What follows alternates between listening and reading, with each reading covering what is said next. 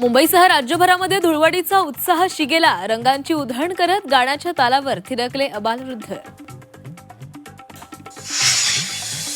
मालेगावात भाजपकडून औरंगजेबाचा उदो उदो करणाऱ्यांची होळी. प्रतिकात्मक होळी पेटवत इस्लामी पार्टीचा निषेध. औरंगजेबाच्या कबरीवर डोकं टेकवणाऱ्या आसिफ शेख यांच्यावर टीकेचे बाण. सातपुडाच्या डोंगर रांगांमध्ये धुळवडीचा उत्साह.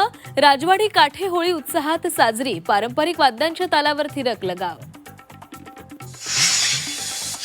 गोव्यातही धुळवडीचा उत्साह. गोव्याच्या मुख्यमंत्र्यांकडून धुळवड साजरी. प्रमोद सावंतांकडून कुटुंब आणि शेजाऱ्यांसोबत रंगांची उधळण. ओडिशाच्या पुरी शहरामध्ये परदेशी पाहुणेही रंगले धुळवडीच्या रंगात. स्थानिक नागरिकांसोबत पर्यटकांनीही घेतला रंगोत्सवाचा अनुभव. कर्मचाऱ्यांसाठी आनंदाची बातमी. आर्थिक वर्ष 2025-26 साठी ईपीएफओवर 8.25% व्याजदर कायम. व्याजदरात कपात नाही. दुबईमध्ये अडकलेल्या नागरिकांसाठी उपमुख्यमंत्री एकनाथ शिंदे धावले. शिंदेंकडून विशेष विमानाची व्यवस्था. संध्याकाळी 164 प्रवासी मायदेशी परतणार.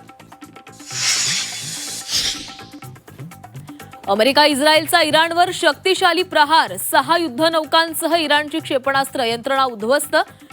बड्या लष्करी अधिकाऱ्यांसह 550हून अधिक नागरिकांचा मृत्यू.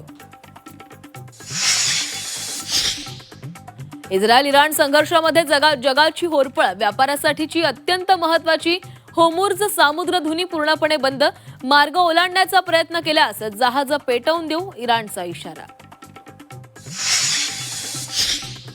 अमेरिका इराण युद्धाचा सोलापुरातील द्राक्ष उत्पादकांना मोठा फटका. परदेशात निर्यात होणारे 400 टनापेक्षा जास्त द्राक्ष कोल्ड स्टोरेजमध्ये पडून.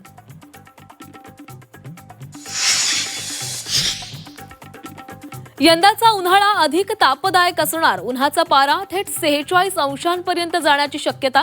पालघर, ठाणे, मुंबई, रायगड आणि रत्नागिरीसाठी उद्या येलो अलर्ट.